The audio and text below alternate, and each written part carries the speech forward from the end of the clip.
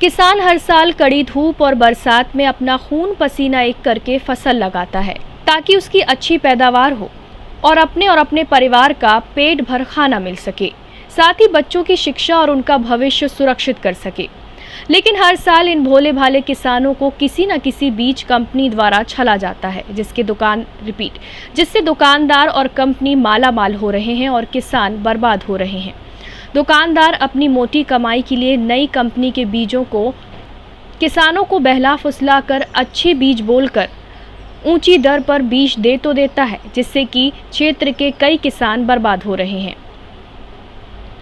इस साल भी क्षेत्र के कई किसानों को नए बीज लगाना भारी पड़ गया है। ऐसा ही एक मामला सामने आया है, जिसके चलते किसानों ने वरिष्ठ कृषि विस्तार अधिकारी को शिकायत की है और जांच कर मुआवजे की मांग की है। किसान गौतम सोदियाल PV6, निखिल मंडल PV119, प्रदीप ओझा PV119 को कोलम गोल्ड प्लस नामक धान बीज लगाना महंगा पड़ गया है। दुकानदार ने धान के बीज को बम्पर पैदावार के नाम पर किसानों को ठगा है।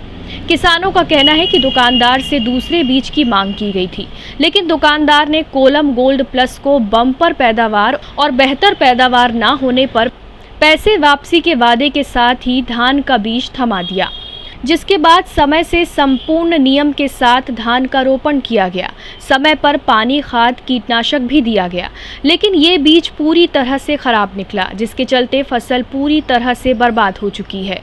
किसानों के अनुसार धान की बाली पहले से निकल गई, साथ ही बाली सूख रही है। धान के पौधे की संख्या में वृद्धि नहीं हुई। किसानों की प्रतिवर्ष की भांति इस बार धान की पैदावार भी 1/3 हुई है। इससे पहले भी खराब बीज की शिकायत पर 2 बीज कंपनियों को नोटिस भेजा जा चुका है। किसानों द्वारा कापसी के 2 दुकान, पाल बीज भंडार और शील कृषि केंद्र से बीज लेने की बात कही गई है, लेकिन दोनों ही दुकान के मालिकों से जब इस बारे में जानकारी ली गई तो उनका कहना है कि किसान द्वारा झूठ बोला जा रहा है। मेरी दुकान में कोलम गोल्ड प्लस नहीं बेचा गया और स्वपनशील से जब फोन से संपर्क किया गया तो पहले तो बीज नहीं बेचने की बात कह रहे थे, लेकिन बाद में मिलने की बात करते हुए देवव्रत बाला का मोबाइल नंबर देते हुए बात करने को कहा जा रहा था। किसानों द्वारा शिकायत की गई है और इस आधार पर एक दल को जांच करने के लिए भेजा गया है। जांच के उपरांत दोषी पाए जाने पर आगे की कार्रवाई की जाएगी। टाइम 8 छत्तीसगढ़ के लिए पंखाजूर से देवजीत देवनाथ की रिपोर्ट। किसान हर साल कड़ी धूप और बरसात में अपना खून पसीना एक करके फसल लगाता है ताकि उसकी अच्छी पैदावार हो और अपने परिवार का पेट भर खाना मिल सके, साथ ही बच्चों की शिक्षा और उनका भविष्य सुरक्षित कर सके। लेकिन हर साल इन भोले भाले किसानों को किसी न किसी बीज कंपनी द्वारा छला जाता है, जिससे दुकानदार और कंपनी माला माल हो रहे हैं और किसान बर्बाद हो रहे हैं। दुकानदार अपनी मोटी कमाई के लिए नई कंपनी के बीजों को किसानों को बहला फुसला कर अच्छे बीज बोलकर ऊंची दर पर बीज दे तो देता है, जिससे कि क्षेत्र के कई किसान बर्बाद हो रहे हैं।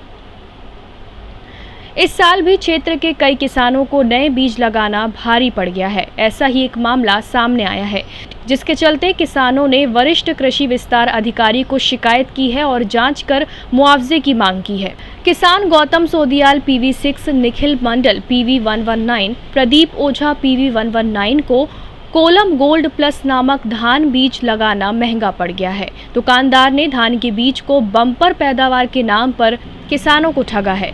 किसानों का कहना है कि दुकानदार से दूसरे बीज की मांग की गई थी, लेकिन दुकानदार ने कोलम गोल्ड प्लस को बम्पर पैदावार और बेहतर पैदावार न होने पर पैसे वापसी के वादे के साथ ही धान का बीज थमा दिया, जिसके बाद समय से संपूर्ण नियम के साथ धान का रोपण किया गया। समय पर पानी, खाद, कीटनाशक भी दिया गया, लेकिन ये बीज पूरी तरह से खराब निकला, जिसके चलते फसल पूरी तरह से बर्बाद हो चुकी है।